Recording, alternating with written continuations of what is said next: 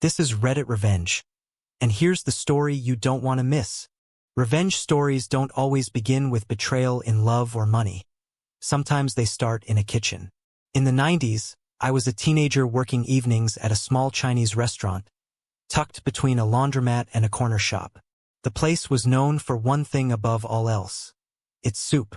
Not just soup, but a rich broth that simmered for 12 hours, crafted from cracked pork bones, whole spices, and vegetables that perfumed the entire street with their aroma. The owner, an old gentleman everyone called Mr. Chen, guarded that recipe like a family heirloom. He had earned it. Once a cook for KMT officers during the Second World War, then a refugee who rebuilt his life from nothing. He was strict but kind, making sure we ate before shifts, letting me study in quiet moments. For 5 years I worked under him, chopping, stirring, learning discipline. But when he died, the heart of the restaurant died with him. His son inherited the business, and with him came arrogance, laziness, and greed. And one disgusting habit that turned customers' stomachs. Literally. The son had never lifted a wok in his life. He was supposed to study medicine, but after blowing through his parents' savings, he dropped out and lived like a leech off their sacrifices. When his father passed, he stepped into the restaurant as if he were a king inheriting a palace. Except this king knew nothing about food. He cut corners everywhere. Gas was too expensive. So he told me to prep bones and vegetables at night, then left the stock cold until morning, something his father would have called sacrilege.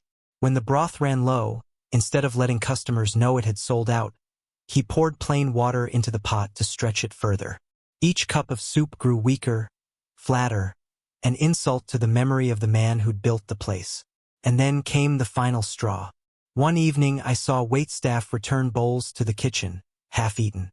Instead of pouring them out, the son ordered those leftovers dumped straight into the stock pot. Use spoons, noodles, saliva, everything. When I confronted him, he smirked. The heat kills germs. Don't question me if you want your job. I felt sick. It wasn't just about the principle of cooking, it was about basic human decency. Customers trusted us, and he was literally feeding them garbage.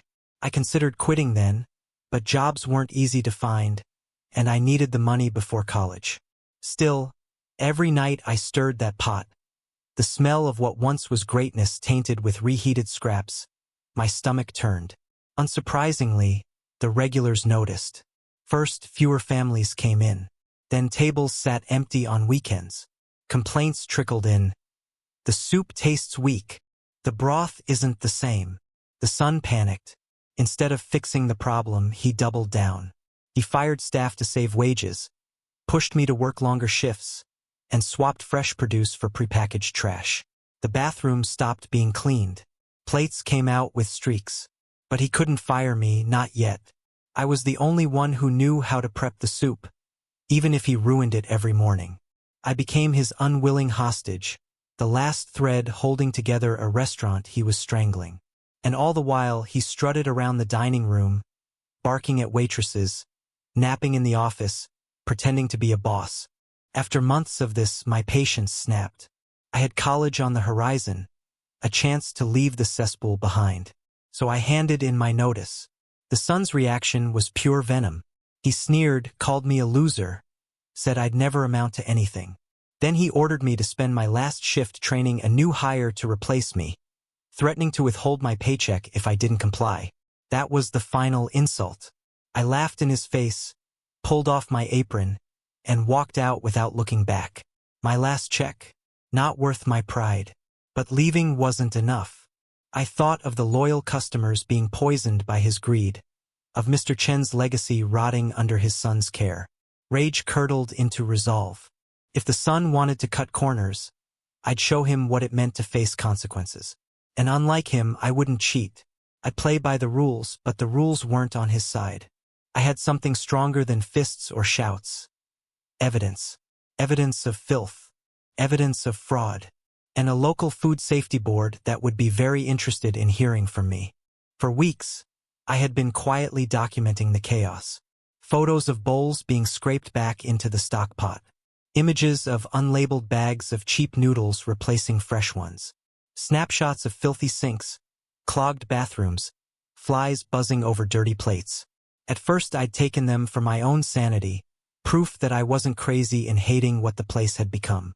Now they were ammunition.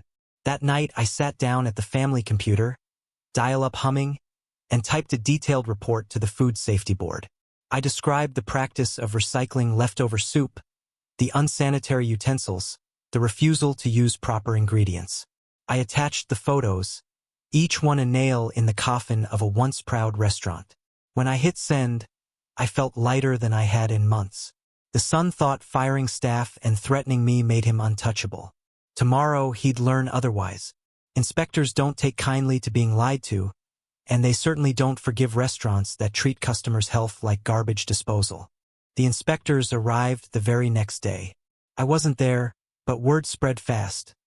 Restaurants in that part of town lived and died by gossip. They walked in unannounced, clipboards in hand, and started their work.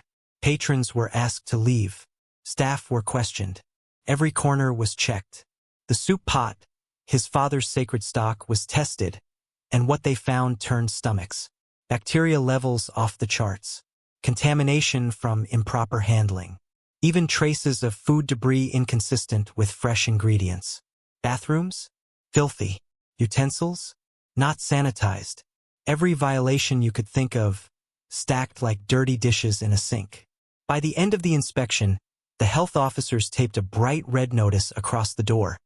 Closed until further notice. The fine was massive, but worse, he was handed a list of mandatory repairs and procedures before he could reopen. Customers walking by stopped, read the sign, and shook their heads. The son had wanted to save gas money. Now he was burning down his own business. The restaurant never recovered. For weeks, the door stayed locked, the once lively windows dark. Regulars moved on to other places, spreading the story of what had happened. They reused soup, people whispered. They fed us leftovers from strangers' bowls. Parents vowed never to bring their kids back. The reputation Mr. Chen had built over decades crumbled overnight. Eventually, the property went up for sale. A new sign appeared. Sold. Rumor had it the son had been forced to pay the fine out of pocket, draining what little money he had. With no experience, no skills, and no staff left willing to return, reopening was impossible. He vanished from the neighborhood, leaving nothing behind but memories of how his father's pride had been poisoned by greed. For me, it was bittersweet. I hadn't wanted the restaurant gone. I'd loved working there when Mr. Chen was alive. But watching his son pay the price for spitting on his father's legacy, that felt like justice served hot. Years later, I sometimes still smell pork bones simmering and think of that kitchen. I remember Mr. Chen, hunched over the pot, telling war stories while steam fogged his glasses. He believed in patience, in quality, in never cheating the customer. He taught me that food is more than ingredients, it's respect. His son never understood that. He thought profit mattered more than principle, shortcuts more than standards. And in the end, those shortcuts destroyed him. The customers weren't fooled. The inspectors weren't merciful. And I wasn't silent. Walking away would have meant letting him keep poisoning people. Speaking up meant honoring the man who gave me my first job, who fed me, who trusted me with his life's recipe. If I regret anything, it's that Mr. Chen wasn't alive to see justice done. But maybe, somewhere, he'd be proud that I defended what he built. What's funny is how small the trigger was. All it took was a spoon. A single customer's half-eaten soup, dumped back into the stock, convinced me to act. That image stuck in my mind like a brand. Someone's saliva, someone's crumbs, swirling back into a pot meant for the next guest. It was grotesque, but also symbolic. It showed exactly how little the son cared for people. To him, diners weren't guests, they were wallets. And when he lost their trust, he lost everything. My revenge wasn't fire or sabotage, it was truth. Truth documented, truth delivered to the right authorities. He couldn't argue against it, couldn't talk his way out of it, couldn't bully me into silence. In the end, he destroyed himself with his own arrogance. I simply held up the mirror. So that's how a bowl of soup killed a restaurant. Not because of taste, but because of greed, laziness, and contempt for customers. The son thought he could profit off filth, but the world doesn't forget when you poison its trust. For me, walking away wasn't enough. Making sure he faced consequences, that was the real closure. Now I want to hear from you. What would you have done in my place? Would you have kept quiet and moved on? Or blown the whistle like I did? Drop your thoughts in the comments. I'll be reading. If the story hit you, smash that like button, subscribe, and ring the bell so you don't miss the next one. And share this video with someone who loves a good revenge story. Thanks for watching. Stay sharp.